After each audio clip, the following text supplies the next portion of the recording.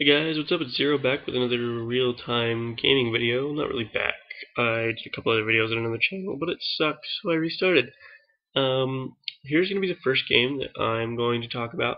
It's Skylords. I've actually played it for about 10 years. It came out in 2001, 2002, somewhere in there. It's mostly text-based. However, there is like a click-to-move portion where you're in space. Space-based game. Carriers, fighters, all that stuff.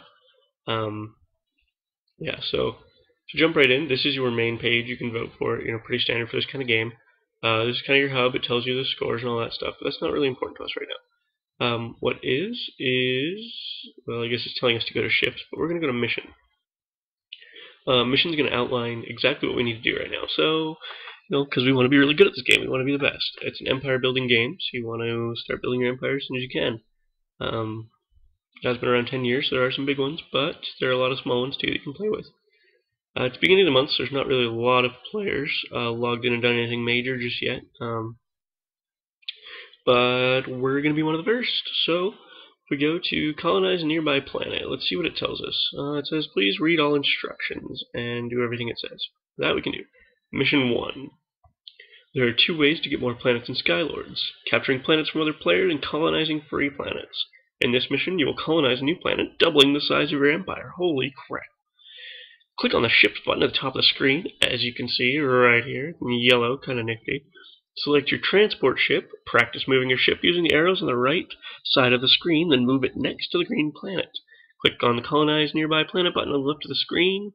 Please be cautious of the up and down links inside the arrows until you are comfortable with the coordinate system. Your position is in the upper right. You can find the position of your planets on the planets page if you get lost. Let's not do that.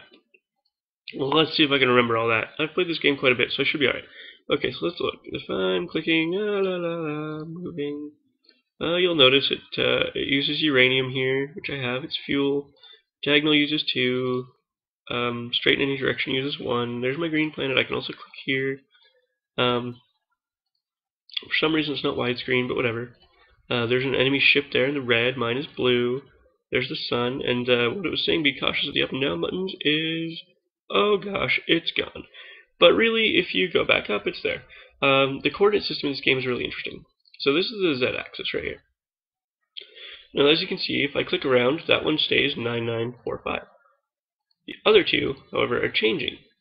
One's up and down, one is left and right. Or this way, I suppose. Vertical and horizontal, the up and down, I suppose, is different. But what's important about that is that if you're a noob and you hit up by accident, oh gosh, you're never going to find your planets because you have to be in the exact right spot to find them. It's really difficult to just click and find planets. Actually, it's pretty much impossible in Skylords to click and find planets. You need to use a detection system. We'll get into that. Okay, so let's try to remember. I'll try to stay focused here. So the next yellow one is right here. So it says colonize nearby planet on my transport ship. So I'm going to do that. And I now have a planet.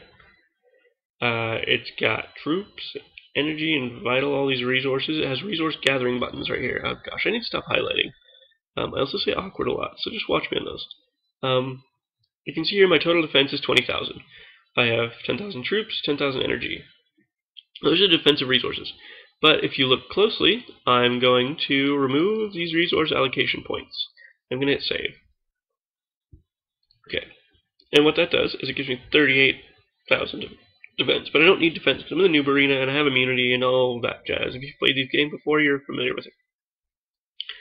What I'm going to do is I'm going to set resource production. I have 9 points on this planet. All your starting planets will have 9 points. I'm going to set it all to troops. And I'm going to hit save, go back to resource gathering. You'll see here an interesting dynamic to this game is that as you gather, and this is something a lot of noobs really, really screw up, is that if you put 9 points on troops, you get, what's that? 430? Yeah, that's 30 per point. So you get 270 troops every 15 minutes. As you can see, there's a timer right here. And that starts as soon as you capture the planet. And so in 15 minutes, I'll get 270 troops. That means I'll get 26,000 over a 24-hour period, which isn't bad. The interesting part here is vital. So troops is the only base resource that you're going to create that's going to burn another resource, and that's going to be vital. So you have to watch for that. When you're first starting, a lot of people fall into that trap. So let's see, I'm going to set it to 5 and 4 because it gives me a little bit of a negative. Here, I'll show you the totals over here. It'll give me a little bit of a negative vital, right? So it's about 2,000 a day. So I can go for about 4 days, or 3 days, because 3,000. I can go for about three days before I actually need to balance this out or find vital somewhere else. Which is cool because you need troops. Troops are the only resource you can use to capture a planet at this point in the game.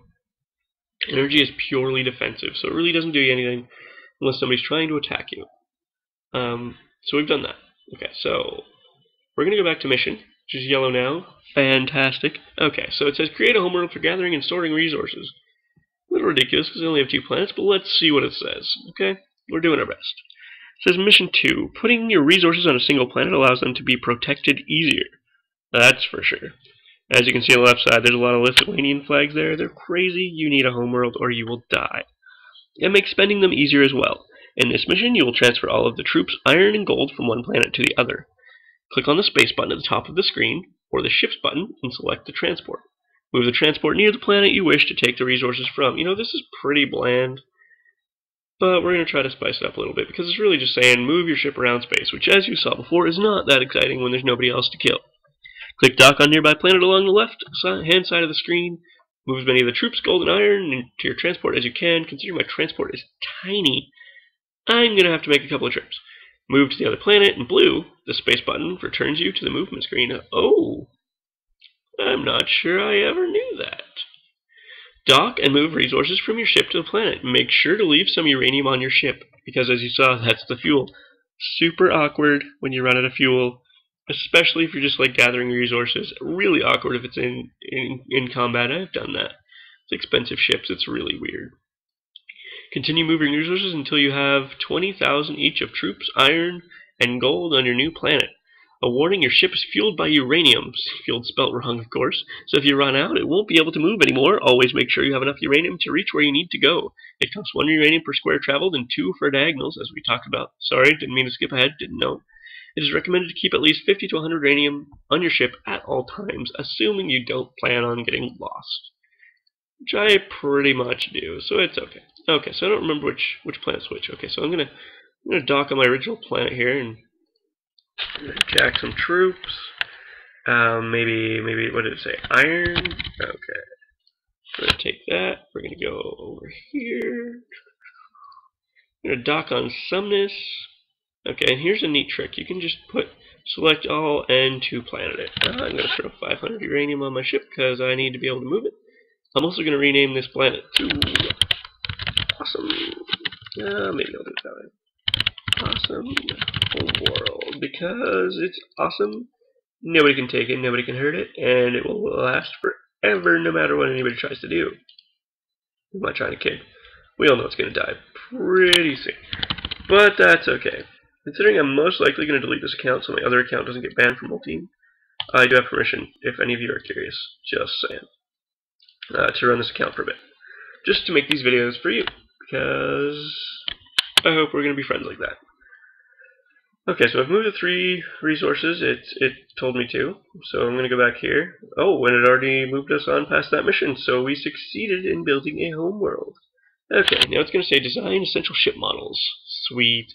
So I already have a transport. Why design another transport? Cool. So we're going to go to mission 3. Mission Impossible 3 was pretty good, but this mission is going to be even more fun. So before creating any ships, you need to create a model to work from. In this mission, you will create the models for an assault ship, a fighter, a spy, and a probe. Kind of an interesting combination. Click on the Ships button. Click on Create New Model. You will need to create 4 models one at a time. You need a fighter. Model is attack ship. Type is fighter ship. The default attack and defense are fine as they are. You know what? We're going to skip that. We're just gonna do it. We're just gonna go out on a lim here. Okay, so let's go to, let's say in yellow, create a model. Okay, so we're gonna go. We need a fighter ship. So here I'm just gonna explain real quick. Attack power is energy. So if you're building a fighter, which the fighters don't ever really have that much attack, so it doesn't really burn through your energy. It doesn't really make it an offensive resource, really, for the amount you use it. So attack power is going to be 1,000. So that's going to cost us 1,000 energy. I'm going to make it have defense just for lulz. Okay, let's do that. So that's silicon. So it's going to cost you 1,000 silicon. As you can see over here, It explains it. I didn't realize that ever. Um, and volume, we're going to make it 1,000 because it costs iron, and iron is really important in this game, and you're not going to use this fighter for much. A lot of players label their ship models what they are, because if you don't put that it's a fighter, then you're going to build it by accident sometime and not have the ship that you're planning on having. So I'm also going to design an assault ship. Awkwardly enough, you can't design 20,000, which is really kind of what you need in this situation. But whatevs. So we're gonna build a 15,000. So we're just gonna put on here assault 15K. As you can see, I name it on my other account that as well. You're probably gonna delete this assault or crash it into something relatively soon because you're gonna want a bigger one. Honestly, you don't want anything small. Okay, so jumping into utility ships, a probing ship. Volume 100 is the most you're going to need. It comes default with hyperdrive, which is expensive as hell over here. And any more than 100 units of volume is pointless, because basically what you're going to do is you're going to use a hyperdrive, which takes 100 hydrogen. You're going to drop it somewhere, and when you use the ship, it explodes, and you can't use it anymore. So,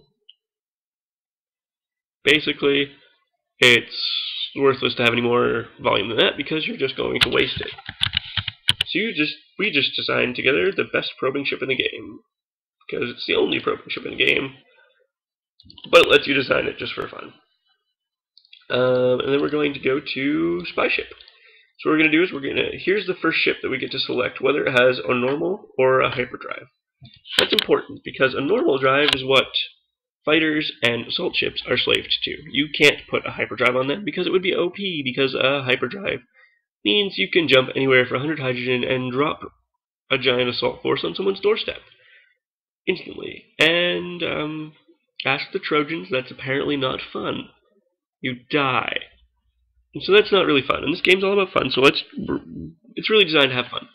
So on the spy ship, however, you're going to be using it to hop around and look at people's planets and their ships and see what's up. So you're going to need a hyperdrive because you don't want to intergalactic flight it, which means it's going to take you like an hour to get places, because that's how it works.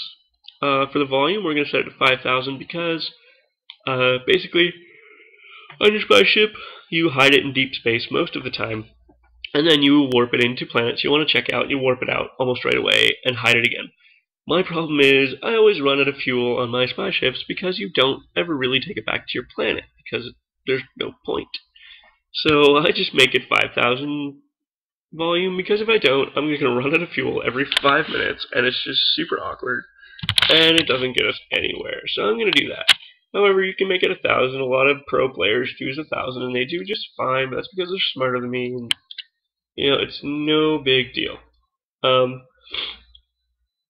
So as I said before, we're just going to go through the missions. I'm almost at the end of my video, so I'm actually going to finish up here. Yeah, I'll see you guys next time. I would appreciate any comments, questions, rude remarks, especially in the comments. Thumbs up, thumbs down, whatever you think. I'm new at this. My last channel gave me the opportunity to edit a couple of videos and kind of see where I really sucked and how to fix that. So this is actually the fine-tuned version of this cast. I hope you enjoyed it, and I would really like some feedback, especially if you have any idea what you're doing. I look forward to seeing you guys next time. I'll probably put another video up in a couple of minutes just because the beginning of this game goes so fast. And I'll see you later.